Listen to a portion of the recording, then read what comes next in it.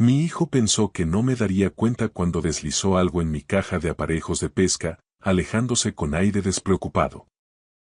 Pero mis 30 años como inspector de la Policía Nacional en Madrid me enseñaron a detectar el engaño a kilómetros. Cuando abrí esa caja más tarde, lo que encontré me heló la sangre. No solo por lo que era, sino porque comprendí que mi propio hijo estaba intentando destruirme. Él nunca vio venir lo que sucedió después. Esta es la historia de cómo el amor de un padre se convirtió en una lucha por la supervivencia. Todo comenzó una mañana de octubre. El sol se filtraba por las ventanas de mi garaje en Pozuelo de Alarcón mientras preparaba mi equipo revisaba mi permiso de pesca para una escapada de sábado al embalse de Santillana. A mis 63 años, estas excursiones en solitario se habían convertido en mi refugio desde que perdí a Carmen hace 3 años. Estaba organizando mis señuelos cuando Raúl apareció en la puerta. Algo en su postura me llamó la atención de inmediato. Tenía los hombros tensos y sus movimientos eran demasiado deliberados, como alguien que intenta parecer relajado mientras lucha contra un pánico interno. «Buenos días, papá», dijo, con una alegría artificial en la voz. «¿Preparándote para la pesca?» Asentí, sin dejar de revisar mis anzuelos. El embalse debería estar perfecto hoy. Raúl se acercó y cada instinto que poseo me gritó que algo iba mal. Sus ojos no dejaban de desviarse hacia mi caja de pesca, una y otra vez. Como antiguo detective de homicidios, he pasado 3 décadas leyendo el lenguaje corporal. ¿Te importa si echo un vistazo a tu equipo?, preguntó, moviéndose hacia la caja antes de que yo pudiera responder. Lo observé con cuidado. Su respiración era superficial y el sudor perlaba a su frente a pesar del frescor de la mañana. Cuando pensó que no lo miraba, echó un vistazo al pequeño compartimento donde guardo los anzuelos de repuesto. Fue entonces cuando lo vi. La mano derecha de Raúl se movió con precisión entrenada hacia el bolsillo de su chaqueta, extrayendo algo pequeño envuelto en papel de seda negro. El movimiento fue tan rápido y furtivo que, si no hubiera estado mirando con ojos expertos, me habría pasado desapercibido. Colocó el objeto en el fondo del compartimento principal, ocultándolo entre mis cucharillas y plomos. Toda la secuencia duró menos de 10 segundos, pero para mí fue como ver un crimen desarrollarse a cámara lenta en mi propio garaje. Mi corazón latía con fuerza, pero me obligué a mantener la calma, continuando con mis hilos de pesca como si nada hubiera pasado. Raúl dio un paso atrás, limpiándose las manos en los vaqueros en un gesto que parecía más de eliminar pruebas que de limpieza. Bueno, te dejo con lo tuyo, dijo, dirigiéndose ya hacia la puerta. Pásalo bien, papá. A ver si pescas algo grande. Lo vi desaparecer hacia el interior de la casa, sus pasos resonando por la escalera. El garaje quedó en silencio, salvo por el tráfico lejano de la M40 y mi propia respiración pesada. Me quedé mirando mi caja de aparejos como si se hubiera transformado en algo peligroso.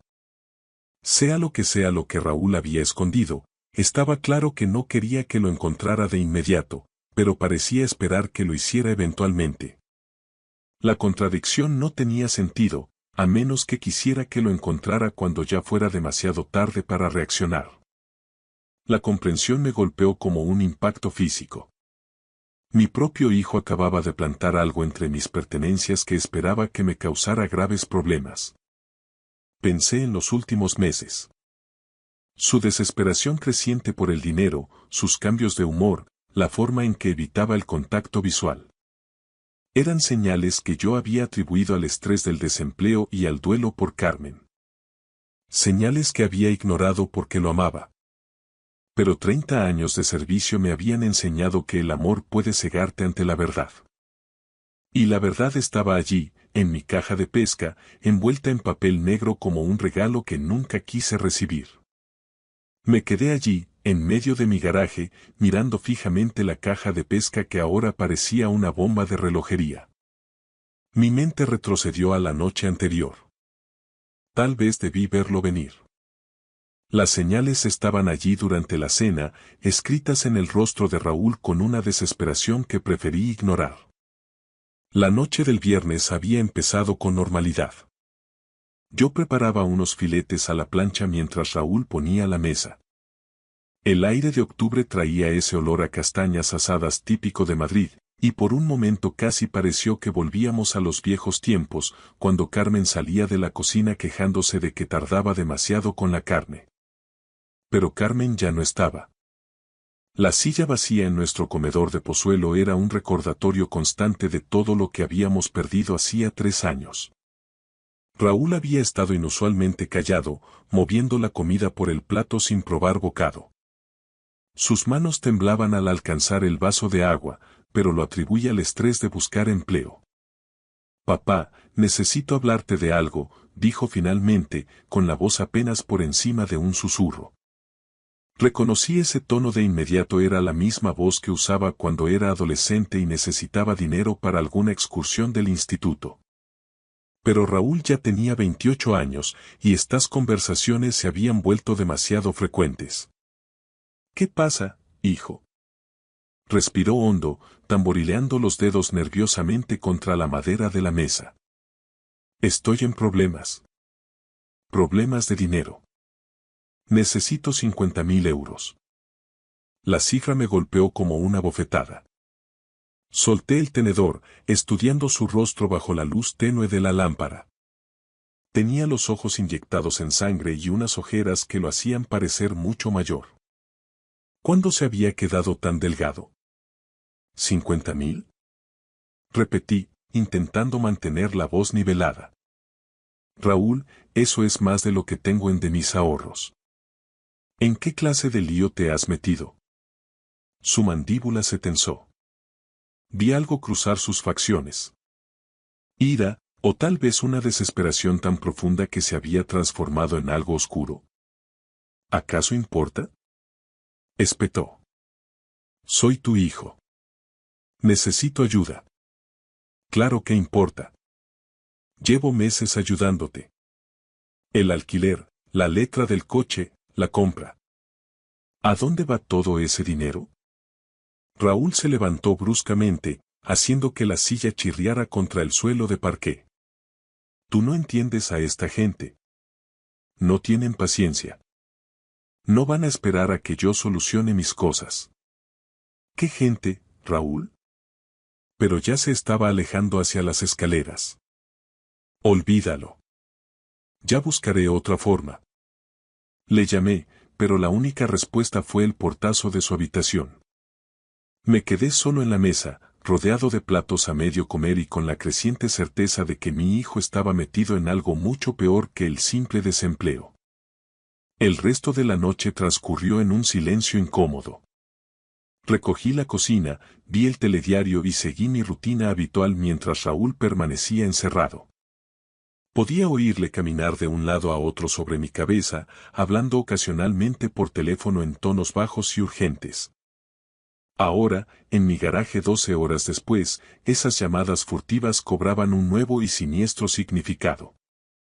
Raúl no buscaba ayuda legítima, anoche me estaba poniendo a prueba para ver si le daría el dinero voluntariamente.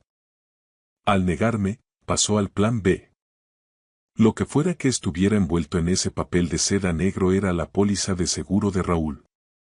Su forma de conseguir lo que necesitaba, sin importarle el precio que yo tuviera que pagar. Pensé en Carmen, en lo que diría si pudiera vernos ahora. Ella siempre fue la mediadora, la que encontraba el compromiso donde yo solo veía blanco o negro. Pero incluso ella habría tenido dificultades con esto. Mi hijo planeaba algo que me destruiría, y yo era el único que podía detenerlo. No podía posponerlo más. Lo que Raúl había escondido me carcomía como ácido. Mis manos temblaban mientras me acercaba a la caja. 30 años de formación policial luchando contra la negación de un padre. Los cierres metálicos se abrieron con esos clics familiares que antes me traían paz. Esta caja había sido mi refugio de la oscuridad que vi en mi carrera, ahora se sentía contaminada. Levanté la bandeja superior. Allí, entre mi cucharilla plateada favorita y mis plomos, estaba el envoltorio negro. Desenvolví el papel con dedos trémulos. El papel cayó para revelar una bolsa de plástico transparente con un polvo blanco. Incluso sin analizarlo, supe exactamente qué estaba mirando. Había visto suficiente sustancia prohibida en las salas de pruebas del complejo policial de Canillas para reconocerlo al instante. La bolsa pesaba quizás unos 60 gramos. Valor en la calle: 15.000 o 20.000 euros. Más que suficiente para constituir un delito de tráfico de drogas a gran escala según el Código Penal español. Más que suficiente para destruir lo que quedaba de mi vida. Me desplomé en mi banco de trabajo.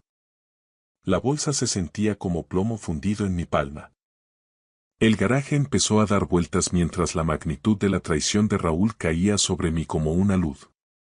Mi hijo era un adicto. Las señales que había pasado por alto brillaban ahora en mi memoria como luces de neón.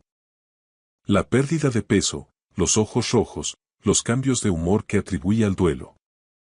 ¿Cuánto tiempo llevaba esto ocurriendo? ¿Cómo yo, un hombre que pasó 3 décadas atrapando criminales, no vi que mi propio hijo se había convertido en uno?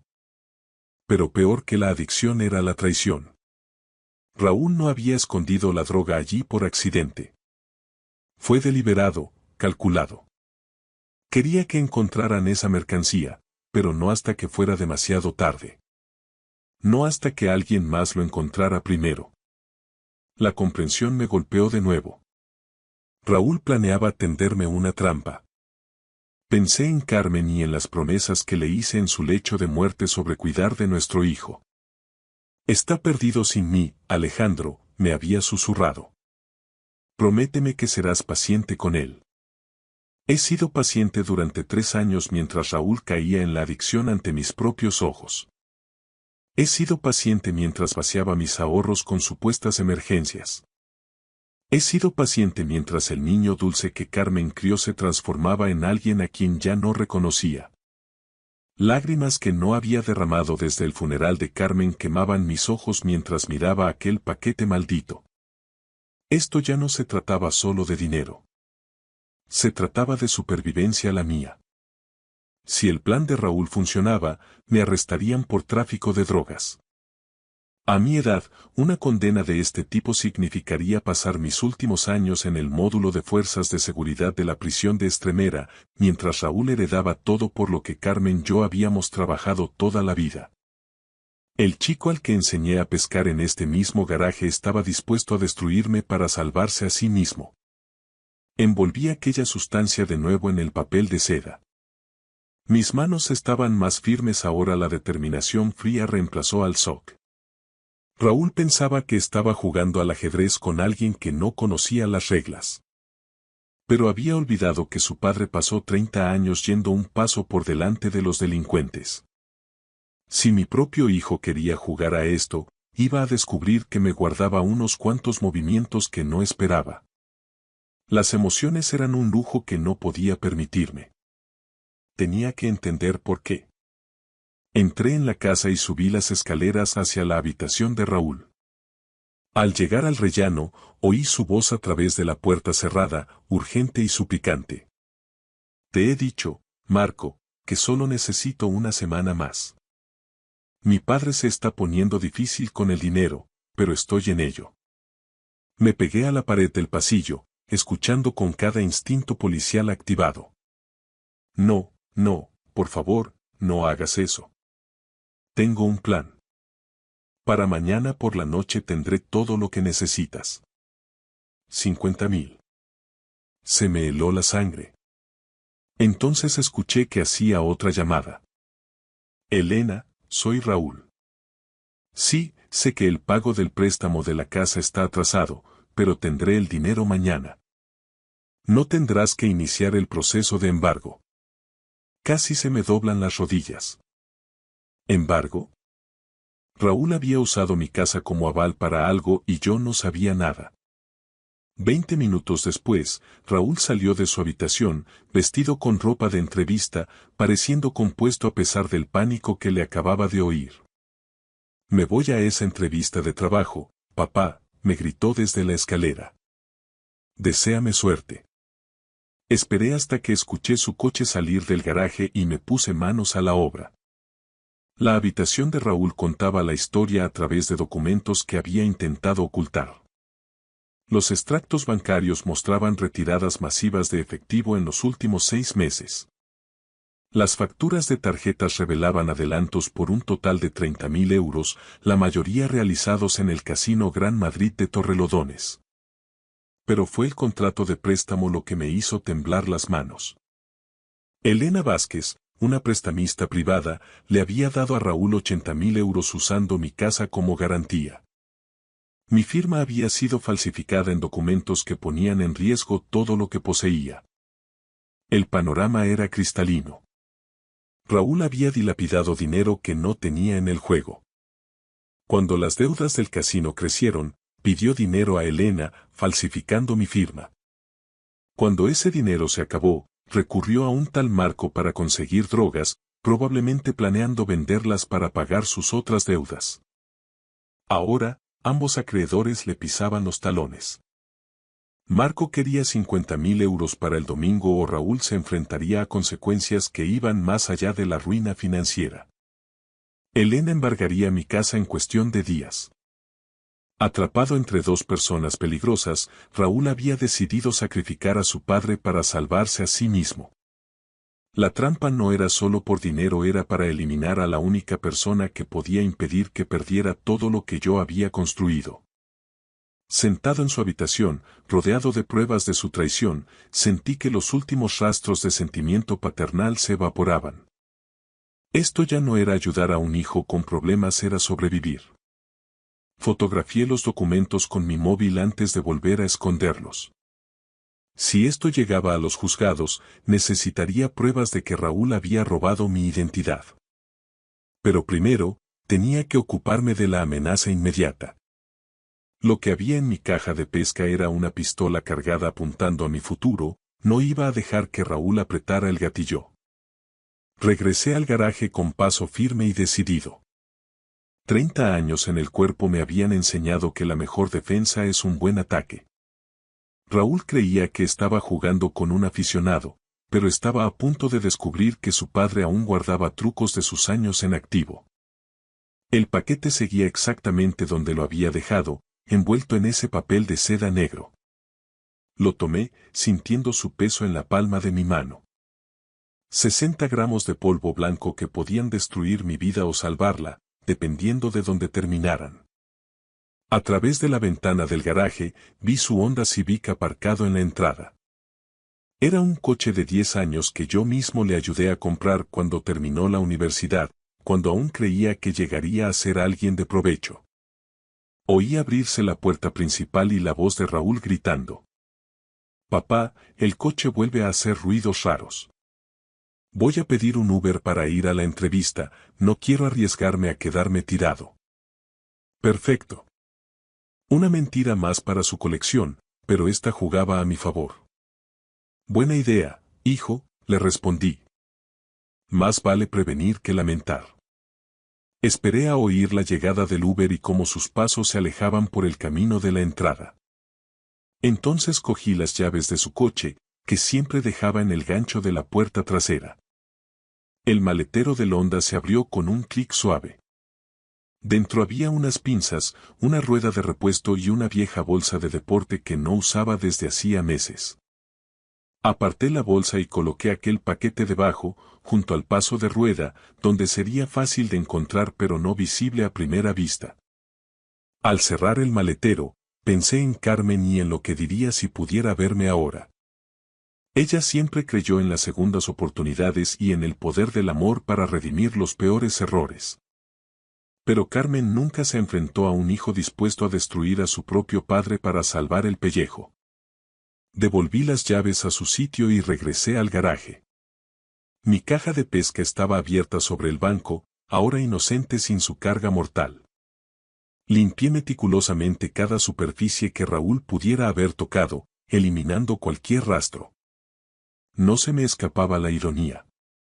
Durante 3 años intenté salvar a un hijo que ya estaba perdido, ahora intentaba salvarme a mí mismo del hijo al que no pude rescatar. Mi móvil vibró con un mensaje de texto de Raúl. La entrevista ha ido genial. Me dirán algo el lunes. Gracias por confiar en mí, papá. Esa mentira tan casual me habría dolido ayer, hoy, simplemente confirmaba lo que ya sabía. Raúl había cruzado una línea de no retorno. Recordé las llamadas que había escuchado antes, su desesperación suplicando a Marco y a Elena por más tiempo. Les había prometido el dinero para mañana por la noche, un dinero que planeaba obtener destruyéndome a mí. Pero los planes suelen salir mal cuando subestimas a tu oponente. Reorganicé mis señuelos y plomos hasta que todo quedó impecable. Un viejo policía preparándose para un día de pesca tranquilo, nada más. Raúl regresaría esperando encontrar su trampa lista. En su lugar, descubriría que la trampa había cambiado de dueño y que él ya no era el cazador. Raúl regresó a casa poco después de las 6 de la tarde, con un aspecto más confiado de lo que lo había visto en meses. Entró por la puerta principal con un paso ligero, como si sus problemas se hubieran esfumado de repente. ¿Cómo fue la entrevista?, pregunté desde mi sillón, manteniendo un tono casual. ¿En serio? Pues, papá, parecían impresionados, respondió él, colgando su chaqueta en una silla de la cocina con movimientos relajados. Creo que esta podría ser la oportunidad que estaba esperando. Lo observé con atención, notando cómo sus ojos evitaban mirar hacia el garaje. Estaba actuando, y lo hacía de forma convincente. Si no supiera la verdad, le habría creído. Eso es maravilloso, hijo. ¿Cuándo te dirán algo? Para el lunes. Raúl se dirigió hacia las escaleras y se detuvo. Estoy bastante cansado. Creo que descansaré un poco antes de cenar. Asentí y volví a mirar la televisión, pero presté atención a cada sonido que venía de arriba.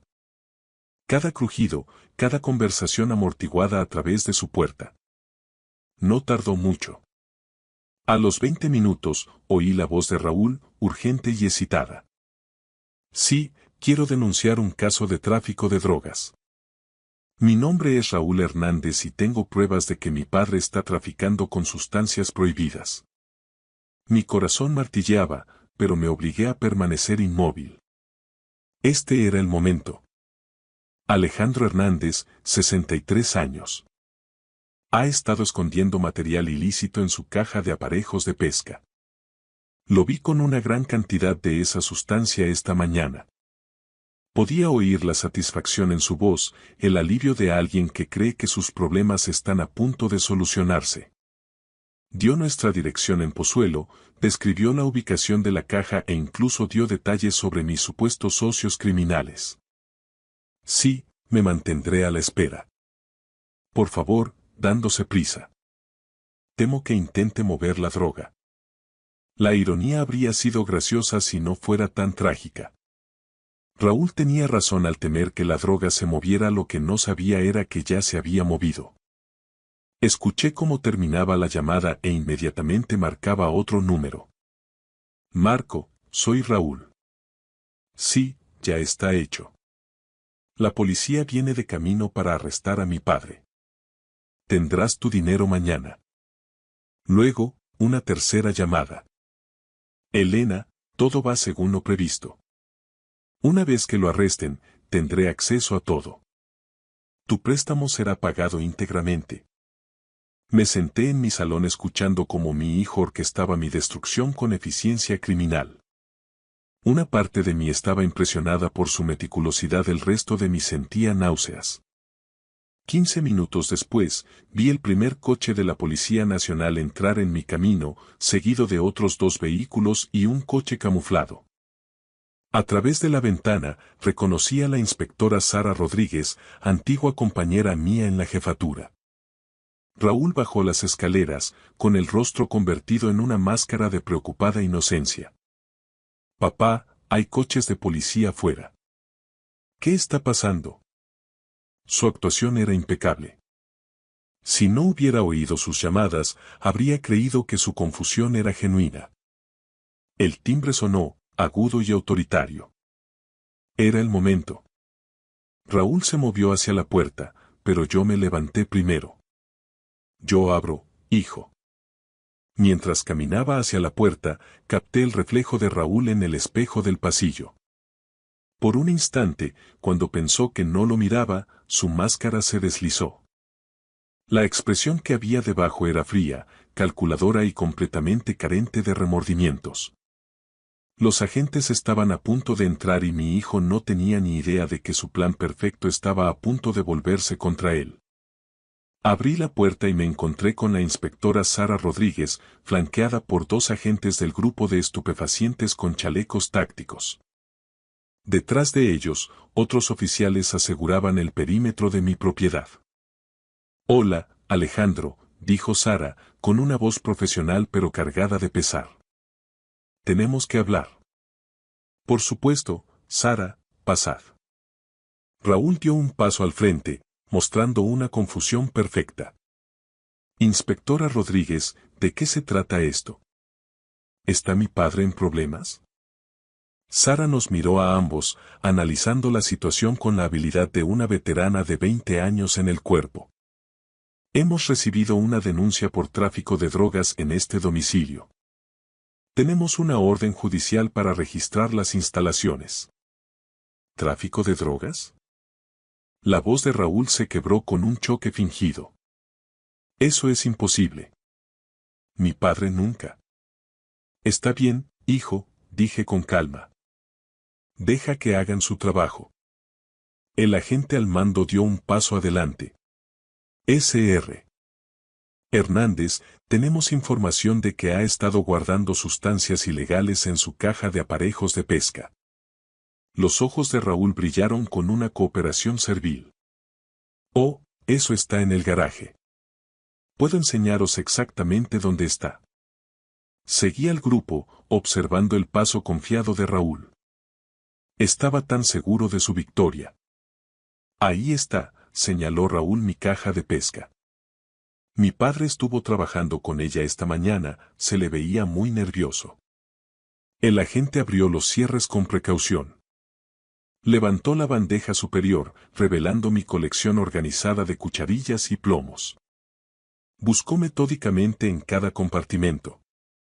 «Nada», el agente levantó la vista confundido. «Aquí no hay ninguna sustancia controlada». La cara de Raúl se volvió blanca. «Eso es imposible. Yo vi cómo ponía algo ahí esta mañana». «Mira bien, hijo», dije en voz baja. «¿Qué es exactamente lo que creíste ver?» La compostura de Raúl empezó a agrietarse. Había algo envuelto en papel de seda negro. «Estoy seguro». Sara Rodríguez estudió a Raúl con un nuevo interés. «Pareces muy seguro de lo que contenía la caja de tu padre». «¿A qué se debe eso?» «Yo solo intentaba ayudar», balbuceó Raúl. «Me pareció ver algo sospechoso». «Vamos a registrar tu vehículo», interrumpió Sara, con un tono que ya no era amistoso. «¿Mi coche?» La voz de Raúl subió de tono. «¿Por qué?» «Yo soy quien ha dado el aviso». Pero los agentes ya se movían hacia el Honda Civic. El maletero se abrió con un clic suave. El agente apartó la bolsa de deporte y se detuvo. Su mano emergió sosteniendo la bolsa de plástico transparente llena de polvo blanco, envuelta en el familiar papel de seda negro. «Raúl Hernández», dijo Sara con voz de acero, «quedas detenido por posesión de estupefacientes con fines de distribución y por denuncia falsa». El rostro de Raúl pasó por el shock y el pánico. «Es una trampa. Mi padre lo puso ahí». «Ah, sí», preguntó Sara. «Entonces, ¿por qué nos llamaste para que registráramos su caja de pesca en lugar de tu coche?» Mientras las esposas se cerraban en sus muñecas, Raúl me miró con puro odio. «Tú lo hiciste. Lo moviste». Mantuve su mirada fijamente. «Hijo, no tengo idea de qué me estás hablando». La expresión de mi hijo lo decía todo. Nunca esperó que su padre fuera mejor estratega que él. 3 semanas después, estaba en los juzgados viendo a mi hijo enfrentar las consecuencias. Raúl se veía pequeño en su uniforme de preso, sin rastro de su antigua confianza. El fiscal presentó el caso. 60 gramos de sustancias prohibidas, intento de distribución, falsificación de denuncia e intento de incriminar a un familiar. Las grabaciones de sus llamadas a Marco y Elena sellaron su destino. Raúl pidió perdón con voz apenas audible, pero la disculpa se sentía vacía, una actuación para el juez. Fue sentenciado a 5 años de prisión. Mi abogado logró demostrar que las firmas del préstamo eran falsas, por lo que mi casa quedó a salvo legalmente. Elena Vázquez huyó para evitar el procesamiento y Marco fue arrestado poco después en otra operación. 6 meses más tarde, vendí la casa de Pozuelo de Alarcón. Era hora de empezar de nuevo. Ahora vivo en un pequeño piso en la sierra, con vistas a las montañas. No tengo deudas, ni obligaciones, ni familiares que puedan traicionarme. He conservado solo lo que importa. Las fotos de Carmen, mi equipo de pesca y la sabiduría de que el amor sin límite se convierte en permisividad y ésta acaba destruyendo a ambos. Raúl me ha escrito 2 veces desde la cárcel. Ambas cartas siguen sin abrir sobre mi mesa.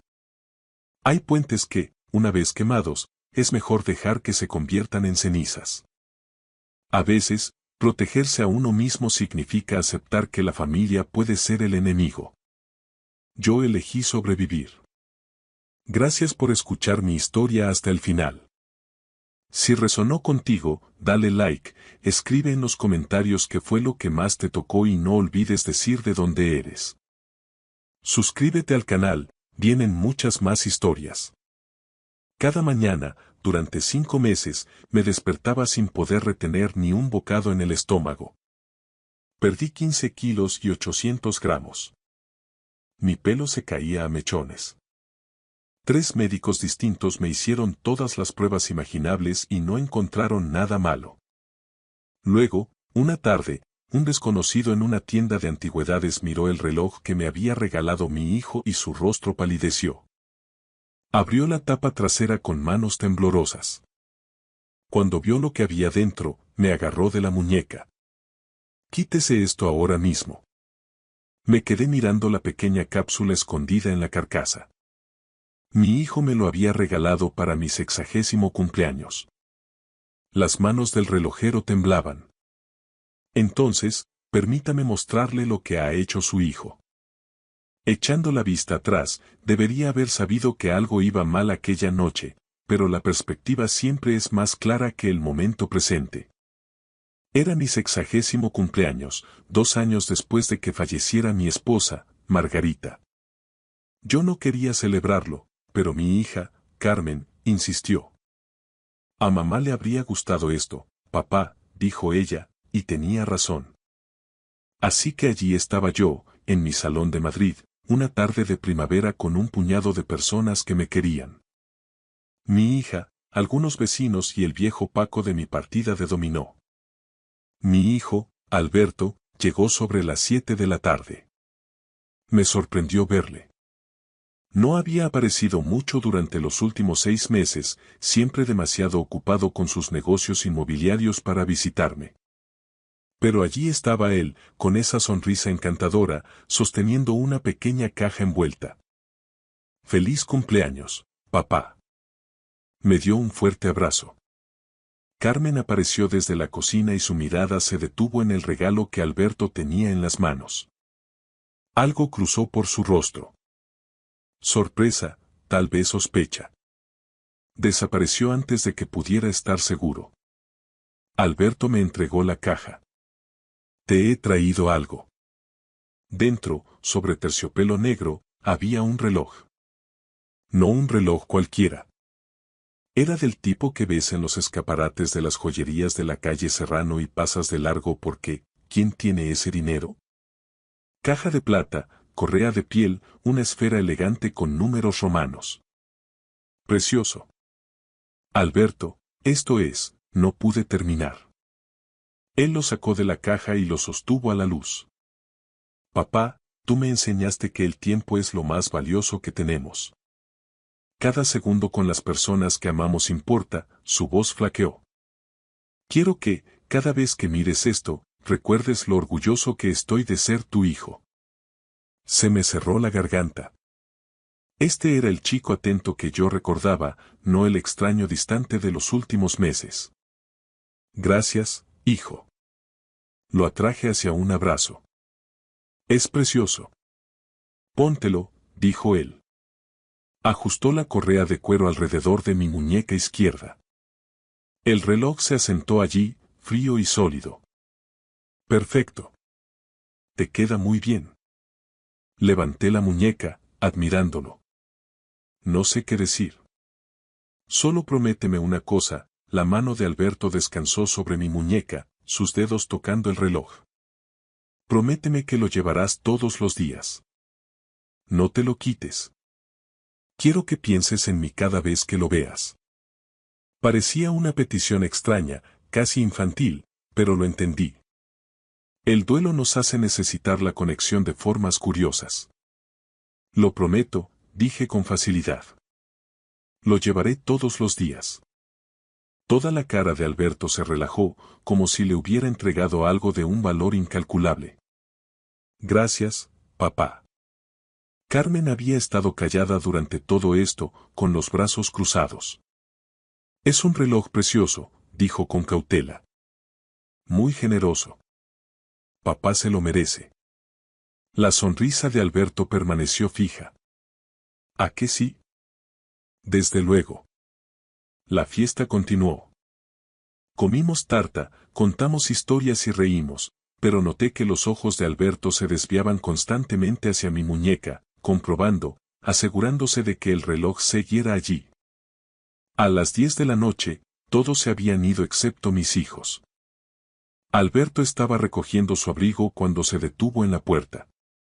Llevas puesto el reloj, ¿verdad? Levanté la muñeca. No me lo he quitado. Bien.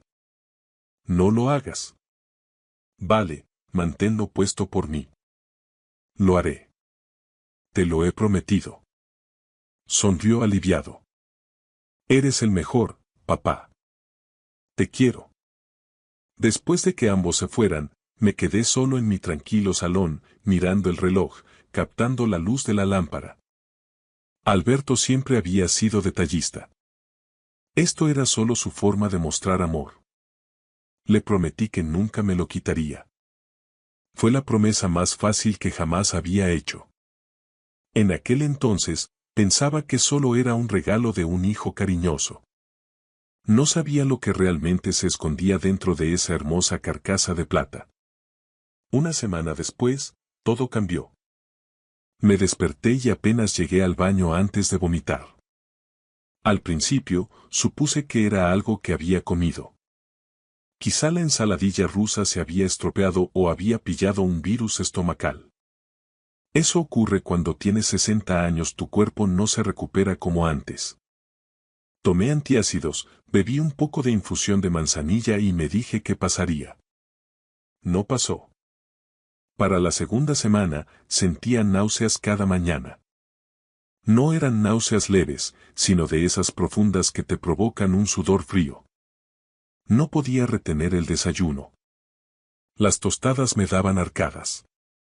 Incluso el café, mi hábito durante 40 años, de repente sabía mal. Me saltaba las comidas de la mañana, bebiendo agua hasta que la sensación remitía hacia el mediodía. Fue entonces cuando Alberto empezó a llamar. Hola, papá. Solo quería ver cómo estás. Su voz sonaba cálida y preocupada. Llamaba cada 2 días, luego cada día, a veces 2 veces al día.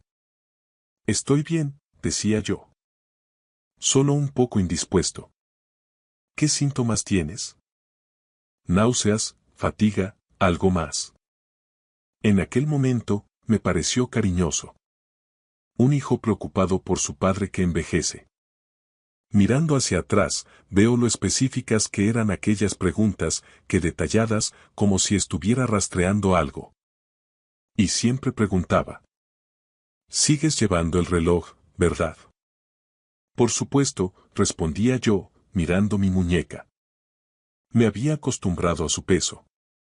No me lo he quitado. Lo prometí. Bien. Eso está bien, papá. Para la tercera semana, había perdido 3 kilos y 600 gramos.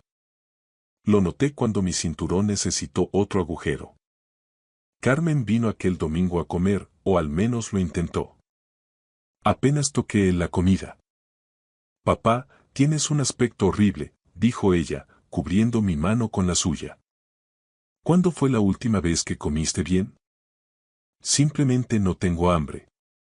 Esto no es normal, dijo ella, con el miedo asomando en su voz. Tienes que ver al doctor Portero. Probablemente sea un virus. Durante 3 semanas, por favor.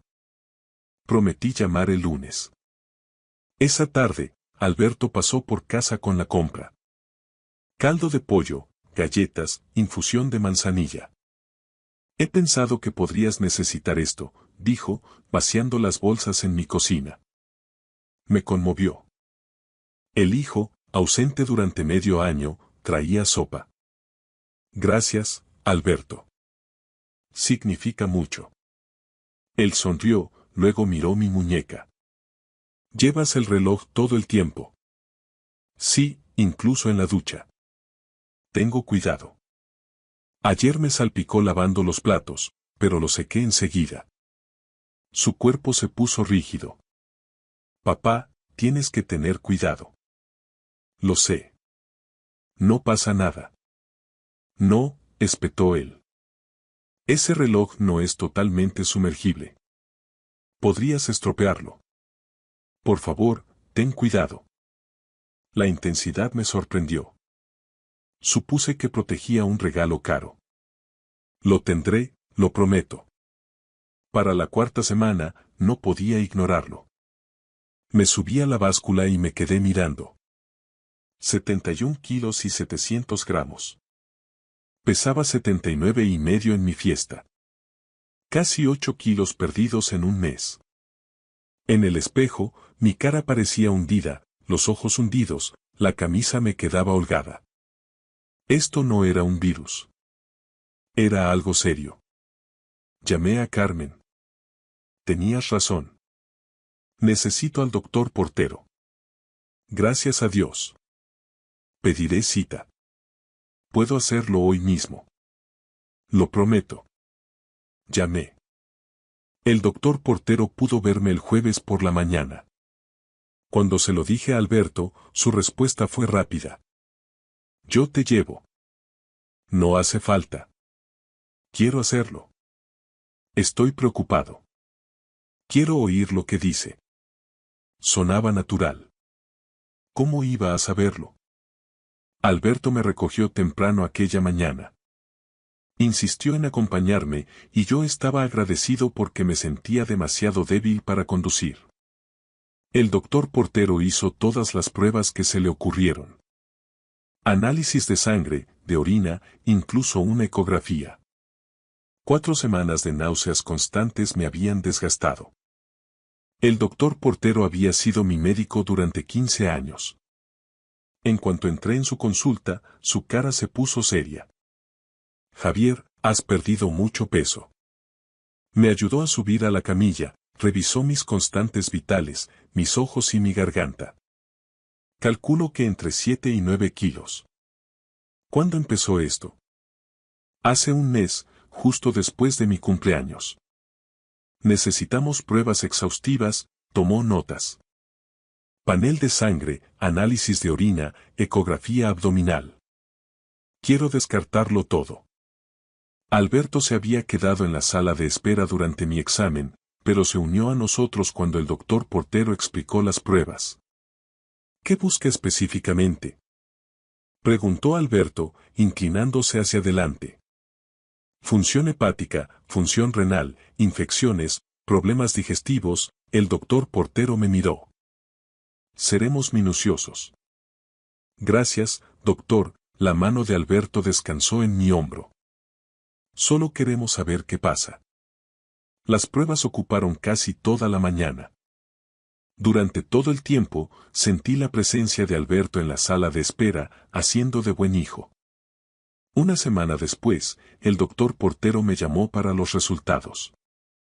Alberto volvió a llevarme.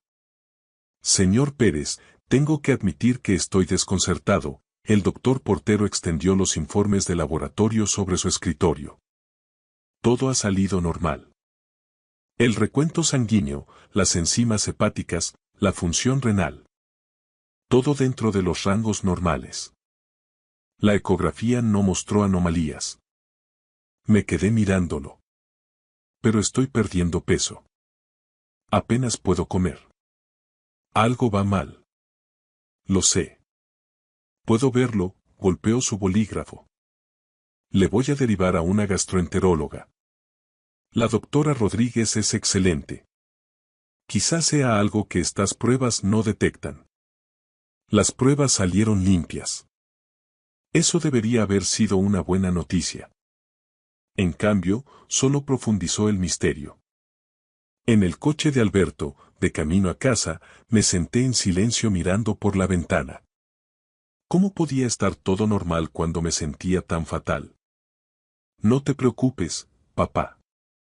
Lo descubriremos. Alberto me miró de reojo. Las náuseas. ¿Empeoran por la mañana o por la tarde? Por la mañana, sobre todo. ¿Cada día, incluso cuando no comes mucho? Sí, cada mañana. Las preguntas parecían cariñosas, pero eran demasiadas. Muy específicas. Aquella tarde, llamó Carmen. ¿Cómo fue la cita? Todas las pruebas salieron normales. ¿Normales? Papá, has perdido 9 kilos. ¿Cómo puede estar todo normal? No lo sé. Me ha derivado a una gastroenteróloga. Hubo una pausa. Papá, necesito preguntarte algo. ¿No te parece raro que Alberto esté de repente tan involucrado? Apenas nos visitó 2 veces en los 6 meses anteriores a tu cumpleaños. Ahora está en cada cita, llamando todos los días. Me puse a la defensiva de inmediato. Carmen, está preocupado por mí. Se está portando como un buen hijo. Lo sé, pero el momento. Mi hija suspiró. ¿No puedes alegrarte de que esté aquí? Se quedó callada. Tienes razón. Lo siento. Tras colgar, me senté solo en mi salón. La casa estaba en silencio, salvo por el tique-taque del reloj de pared. Miré el reloj de mi muñeca, que reflejaba la luz de la lámpara. Pero las palabras de Carmen se quedaron grabadas en mi mente mientras yacía en la cama esa noche, mirando al techo. Alberto no me había visitado más de 2 veces en el medio año previo a mi cumpleaños. Había estado distante, siempre ocupado con el trabajo. Entonces, ¿por qué de repente se comportaba como el hijo del año? Las preguntas que Carmen plantó aquella noche me mantuvieron despierto hasta la mañana, pero el amanecer llegó de todos modos, trayendo una claridad más cruda. Vi mi reflejo en el espejo del baño y apenas reconocí al hombre que me devolvía la mirada. Mi cara parecía hueca, casi esquelética. Las ojeras se habían profundizado hasta parecer moratones, y mi pelo se había debilitado tanto que se veían parches pálidos de cuero cabelludo donde antes había plata espesa. 11 kilos y 300 gramos. Había perdido más de 11 kilos en solo 3 meses. La señora García, la vecina, también lo notó. Estaba recogiendo el correo cuando se acercó, su sonrisa amable se desvaneció al aproximarse. Javier, hijo, ¿te encuentras bien? Pareces. Se detuvo, pero yo sabía lo que quería decir. Parecía enfermo. Muy enfermo. Solo un poco indispuesto, le dije. Los médicos están en ello. Me apretó el brazo antes de volver a entrar, con la preocupación persistiendo en sus ojos. Esa tarde, Carmen pasó por casa. En cuanto me vio, el rostro se le quedó sin color. Papá, susurró. Dios mío, papá. Estoy bien, intenté decir, pero ella ya estaba a mi lado, con las manos en mi cara como si necesitara pruebas de que era real. ¿No estás bien? Mírate.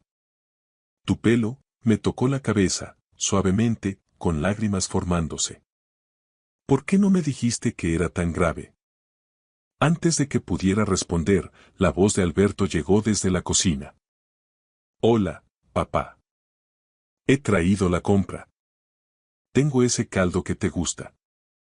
Carmen se giró hacia el sonido y yo la seguí.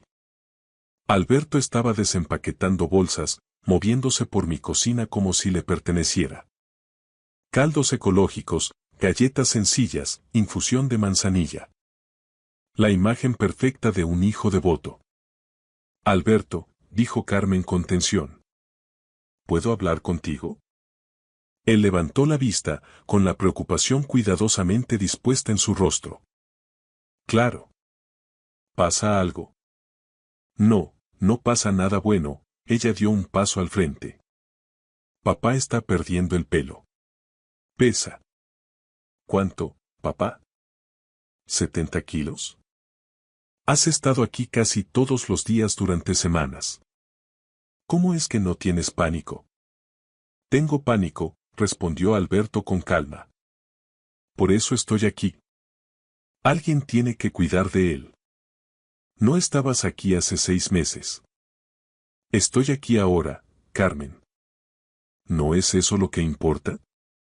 Lo es. Sus manos temblaban. Porque es extraño.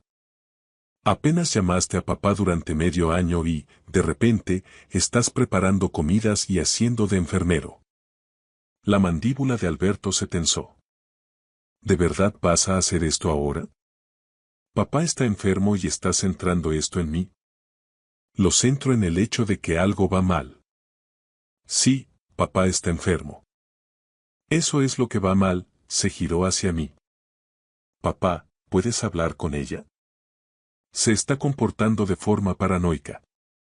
Debería haber escuchado. Debería haber oído el miedo en la voz de mi hija y haber hecho mejores preguntas. En lugar de eso, dije. Carmen, cariño, tu hermano solo intenta ayudar. El dolor en su rostro me golpeó con más fuerza que cualquier síntoma. Agarró su bolso y se fue sin decir una palabra más. Alberto suspiró. Me preocupa, papá. Eso no ha sido normal. Solo está asustada, dije yo. Quizá. Sus ojos se desviaron a mi muñeca. Sigues llevando el reloj. Bien. Odiaría que le pasara algo. Unos días después, estaba lavando los platos cuando el agua salpicó el reloj. Alberto, que había pasado sin avisar, me agarró la muñeca con tanta fuerza que di un respingo. ¿Le ha entrado agua? Su voz era aguda, casi aterrorizada. Es solo un reloj, Alberto. No es solo un reloj. Es. Se detuvo. Es caro y significa algo. Por favor, ten cuidado. Aquella noche, solo en la oscuridad, las palabras de Carmen volvieron a mí. Me di cuenta de algo terrible. Había elegido creer a mi hijo antes que a mi hija. Y esa elección podría ser el mayor error de mi vida. Las semanas siguientes se convirtieron en una niebla de citas médicas y síntomas que empeoraban. Para el 4.º mes, había perdido 13,5 kilos. Apenas podía llegar al buzón sin necesidad de sentarme. Carmen dejó de expresar sus sospechas, aunque más tarde supe que nunca dejó de vigilar. Los médicos se quedaban sin ideas y yo me quedaba sin tiempo. La doctora Elena Rodríguez, la gastroenteróloga, me hizo una endoscopía. Recuerdo el sedante amargo y el tubo deslizándose por mi garganta. Cuando desperté, ella tenía la misma mirada de desconcierto que yo había visto antes. Señor Pérez, su tracto digestivo es completamente normal. Sin úlceras, sin inflamación, nada que explique sus síntomas. Entonces, ¿por qué no puedo retener la comida? Pregunté. Ella no tenía respuesta. Luego vino el neurólogo, el doctor Adrián Cruz. Los dolores de cabeza se habían vuelto tan severos que la luz resultaba insoportable. Pidió una resonancia magnética, hizo pruebas de equilibrio y revisó mis reflejos. Todo es normal, dijo. Ni tumores, ni lesiones, ni trastornos neurológicos. Quería gritar. ¿Cómo podía estar todo normal cuando sentía que me estaba muriendo? El oncólogo fue mi última esperanza. El cáncer tenía que ser la respuesta. Nada más explicaba la pérdida de peso, el agotamiento y la forma en que mi cuerpo se rendía. Hubo pruebas de imagen, análisis de sangre y más esperas. Señor Pérez, no hay evidencia de cáncer en ninguna parte de su cuerpo. Fue entonces cuando uno de ellos sugirió estrés, trauma psicológico, la muerte de mi esposa. No me lo estoy imaginando, dije. He perdido 16 kilos. Se me cae el pelo. Esto no está en mi cabeza. Pero lo vi en sus ojos.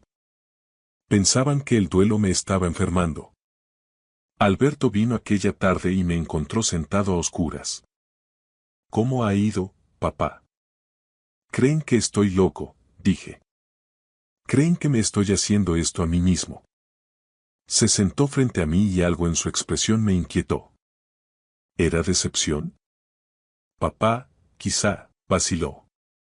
Quizá sea solo la edad. Quizá realmente no pase nada malo. Alberto, me estoy consumiendo. Lo sé, dijo él, pero su voz era plana, como si estuviera harto de fingir que le importaba.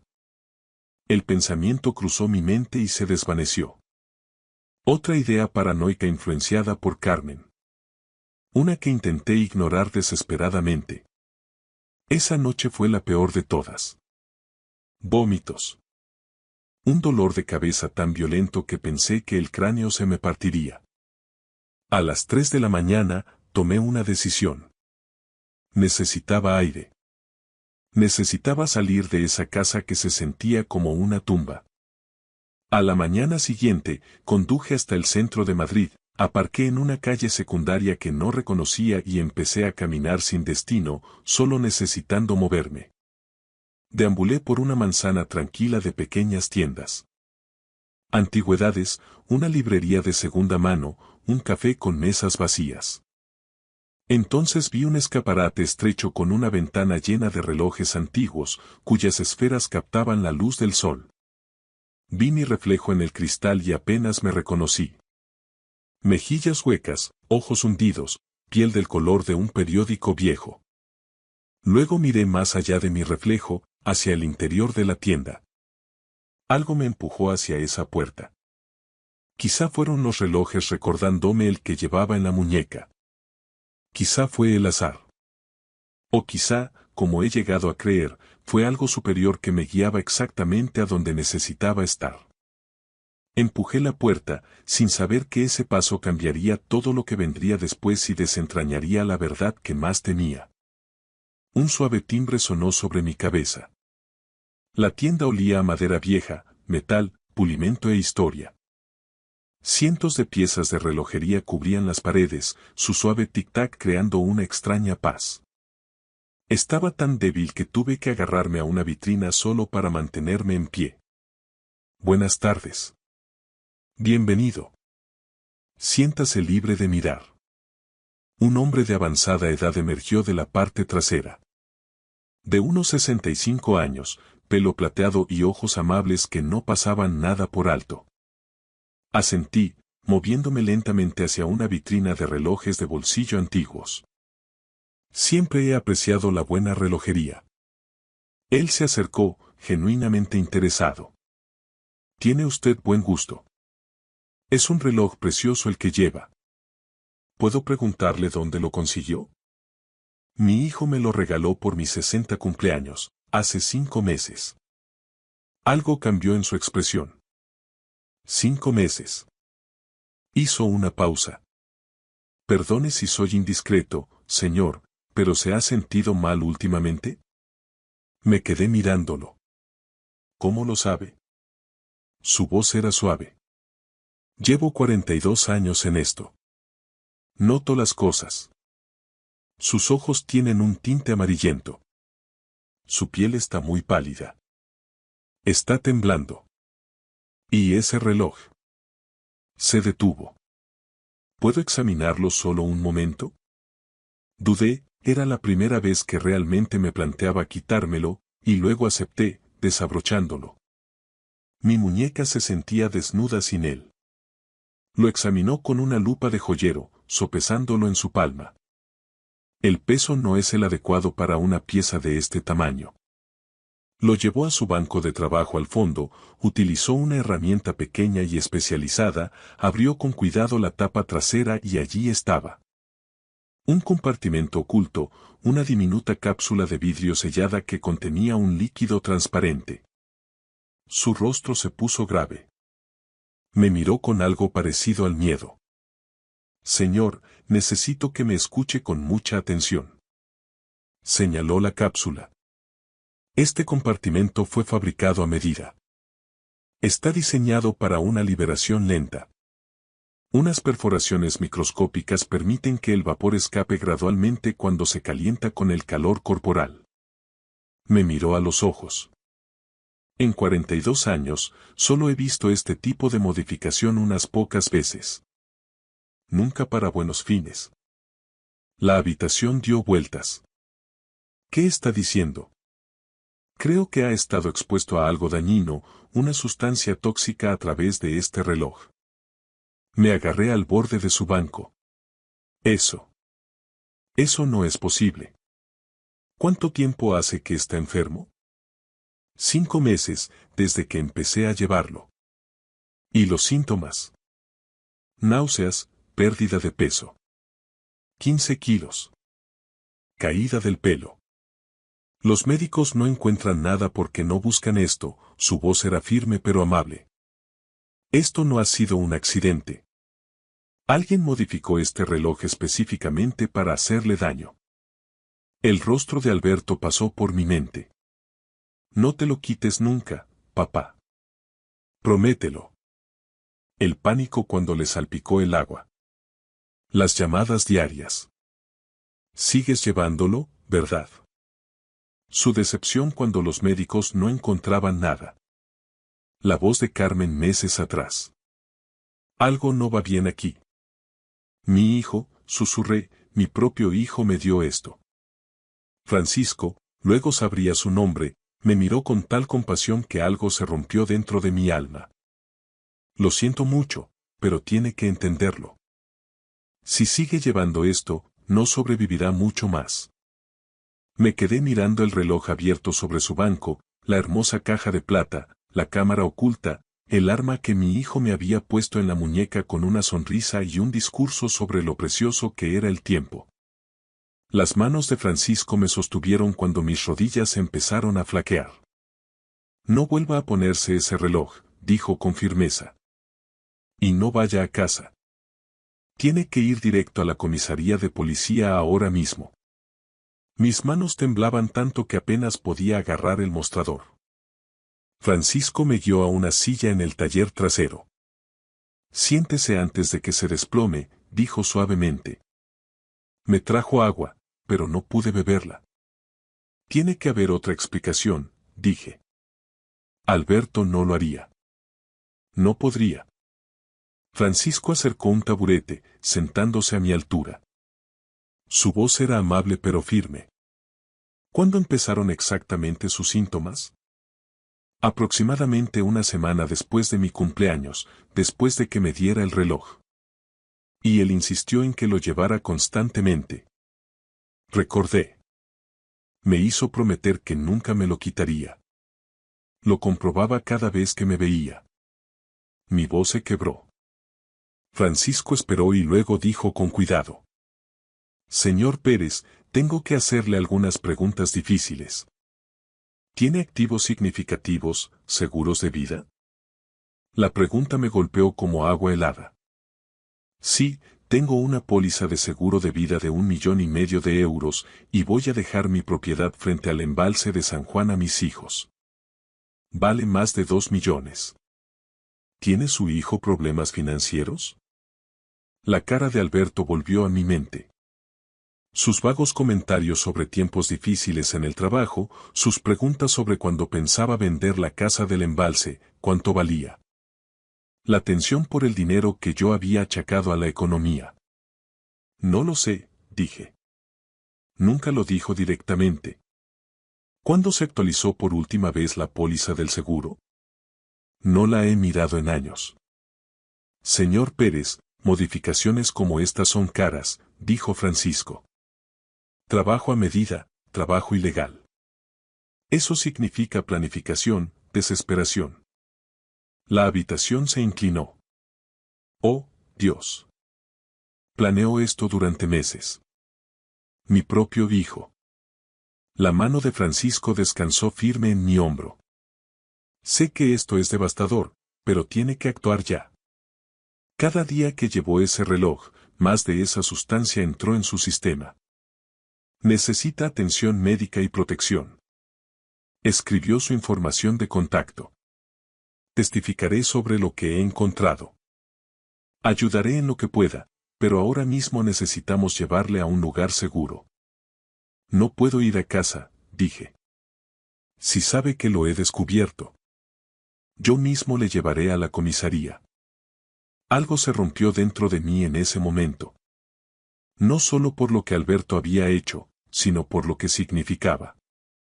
El discurso de cumpleaños sobre el tiempo precioso. Las llamadas fingiendo interés. Las visitas con sopa y preocupación. Todo había sido una actuación. Todo había sido para vigilar si me estaba muriendo lo suficientemente rápido. Yo lo crié, susurré. Le enseñé lo que estaba bien y lo que estaba mal. Se lo di todo. ¿Cómo pudo mi hijo hacerme esto? Los ojos de Francisco estaban húmedos. No tengo esa respuesta. Lo siento mucho. Cerró la tienda y me llevó a su coche. Mientras íbamos hacia la comisaría de la Policía Nacional, miré mi teléfono. 3 llamadas perdidas de Alberto. Me quedé mirando su nombre, la foto del último verano, su brazo sobre mis hombros, ambos sonriendo, sabiendo que nunca volvería a verle de la misma manera. Caminamos por las puertas de la comisaría. El agente de guardia me miró, pálido, temblando, apenas manteniéndome en pie, y llamó a un inspector de inmediato. La inspectora Sandra Mínguez me recibió en una sala de entrevistas 10 minutos después. Escuchó toda mi historia sin interrumpir. Luego dijo 6 palabras. Le creemos, señor Pérez. Después de 5 meses de médicos que no creían que pasara nada, esas palabras casi me hicieron llorar. Manejó el reloj como la prueba que era y llamó a forenses. Trato esto como tentativa de homicidio. Necesito que analicen esto esta noche. Señor Pérez, le llevamos al hospital. Necesitamos muestras de sangre, de cabello. Pruebas de a que ha estado expuesto. ¿Y mi hijo? Si se entera. No contacte con él. Lo gestionaremos con cuidado. ¿Dónde puede quedarse que sea seguro? Con mi hija, Carmen. Mínguez llamó a Carmen, le explicó la situación. Oí la voz de mi hija romperse a través del teléfono. Lo sabía. Sabía que algo iba mal. En el hospital, me sacaron sangre y cortaron muestras de pelo. El médico se quedó impactado por mi estado y empezó a administrarme fluidos intravenosos de inmediato. Aquella tarde, en el piso de Carmen, llamó a Alberto. Me tembló la mano al ver su nombre. Mínguez me indicó. Actúe con normalidad. Dígale que está en el hospital para observación. Respondí con voz débil, nada difícil de fingir. Alberto. Papá, ¿dónde estás? He estado llamando. ¿Estás bien? Estoy en el hospital. Más pruebas. Quieren dejarme ingresado esta noche. La sospecha se coló en su voz. ¿Qué hospital? Iré ahora mismo. No se permiten visitas. Normas del centro. Te llamaré mañana. Papá, espera. Sigues llevando el reloj, ¿verdad? No te lo has quitado. Miré el reloj en la bolsa de pruebas al otro lado de la habitación. Por supuesto, te lo prometí. 48 horas después, llegaron los resultados del laboratorio. Talio. En la cápsula y en mi cabello, mostrando 5 meses de acumulación creciendo en mi sistema, aumentando con el tiempo. Las palabras del médico. 2 meses más y sus órganos habrían fallado. La investigación financiera lo reveló todo. Deudas de Alberto. 1.200.000 euros por el colapso de criptomonedas y préstamos de usura. Una firma falsificada en mi seguro de vida, incrementado de 1,5 millones a 4 millones hace 8 meses. Detuvieron a Alberto en su apartamento aquella misma noche. 3 meses después, me senté en una sala del juzgado. Alberto se había declarado inicialmente inocente, pero las pruebas eran abrumadoras. Su abogado negoció un acuerdo. Yo testifiqué, describí el comportamiento de Alberto, el reloj, los síntomas, la insistencia en que nunca me lo quitara. Los ojos de Alberto se cruzaron con los míos en la sala. Su rostro no mostraba nada. Ni remordimiento, ni disculpa. La voz del juez fue firme en la sentencia. Señor Pérez, usted traicionó el vínculo más sagrado de la sociedad humana, el que existe entre un padre y un hijo. Calculó la muerte de su padre por beneficio económico.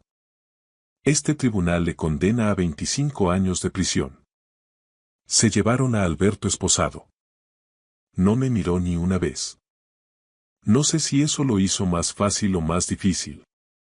Una parte de mí quería que se diera la vuelta, que mostrara algo de arrepentimiento, que me diera algo que explicara todo esto, pero simplemente se fue caminando. Y quizá esa fue su respuesta final. Eso fue hace un año. El juicio, la sentencia, ver cómo se llevaban a Alberto. Todo parece otra vida ahora. Hoy estoy en mi cocina preparando el desayuno sin sentir náuseas por primera vez en lo que parece una eternidad. El reloj está en un depósito de pruebas policiales en algún lugar, espero no tener que volver a verlo nunca. Mi recuperación física llevó meses de terapia de quelación para eliminar el talio de mi sistema. Recuperé mi peso, unos saludables 77 kilos. Mi pelo volvió a crecer. Mi energía regresó. Los médicos lo llamaron un milagro médico. Me dijeron que si Francisco no hubiera detectado ese reloj 2 semanas más tarde, el daño hepático habría sido permanente. 2 semanas. A eso estuve de estar muerto. La recuperación física llegó más rápido que la sanación emocional.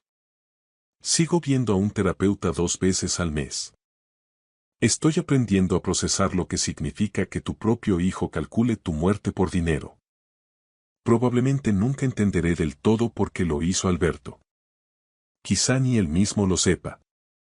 La desesperación hace que la gente haga cosas terribles, pero me niego a dejar que sus elecciones definan el resto de mi vida.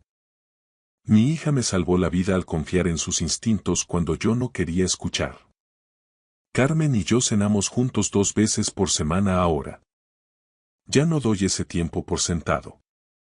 Francisco y yo nos hemos hecho íntimos amigos. Quedamos para tomar café una vez al mes. Ahora da charlas en conferencias de joyeros sobre cómo identificar objetos manipulados, enseñando a otros comerciantes a vigilar modificaciones que podrían dañar a las personas. Él lo llama su misión. Yo lo llamo mi ángel de la guarda. Mantuve la propiedad de mi mujer frente al embalse, la que Alberto quería que vendiera para heredar antes. En su lugar, Carmen y yo vamos allí los fines de semana. Estamos creando nuevos recuerdos, buenos, que honran a Margarita, sin que nos persiga la codicia de Alberto. No dejaré que sus acciones manchen lo que mi esposa amaba. También he encontrado un nuevo propósito. Doy charlas en centros de mayores sobre el abuso a la tercera edad y la explotación financiera. Es más común de lo que la gente piensa, y no siempre parece violencia. A veces parece un hijo cariñoso regalándole un reloj a su padre. Estas son las señales de advertencia que comparto. Atención repentina de familiares distantes, especialmente cuando tienes activos presión para tomar decisiones financieras rápidas sin tiempo para consultar regalos que parecen demasiado generosos o que vienen con condiciones. Insistencia en que uses o lleves algo constantemente con una preocupación inusual si no lo haces. Familiares que te aíslan de otros parientes o amigos que podrían notar algo extraño. No sé si volveré a confiar tan fácilmente como antes, pero estoy aprendiendo que la precaución saludable no es paranoia. Y sigo siendo capaz de formar nuevas amistades. Francisco lo demostró. Si estás leyendo esto o alguien a quien amas lo está haciendo, quiero que recuerdes algo. Presta atención a tus instintos. Si algo se siente mal, investiga. Haz preguntas. Busca ayuda de alguien fuera de la situación. No desestimes tus preocupaciones solo porque alguien diga que eres un paranoico. A Carmen la llamaron paranoica. Tenía razón. Y si alguien, quien sea, insiste en que nunca te quites un regalo que te dio, pregúntate por qué. ¿Qué tienen miedo de que descubras? Mi hijo intentó hacerme daño por dinero. Calculó que me habría ido en meses, dejándole 6,5 millones de euros más rico. Pero falló. Y yo estoy aquí, sano y decidido, asegurándome de que otros reconozcan las señales de advertencia antes de que sea demasiado tarde. El reloj que debía acabar con mi vida se convirtió en la prueba que la salvó. Esa es la ironía. Alberto nunca anticipó que el mal a menudo contiene las semillas de su propia exposición. Me despierto cada mañana agradecido por 3 cosas.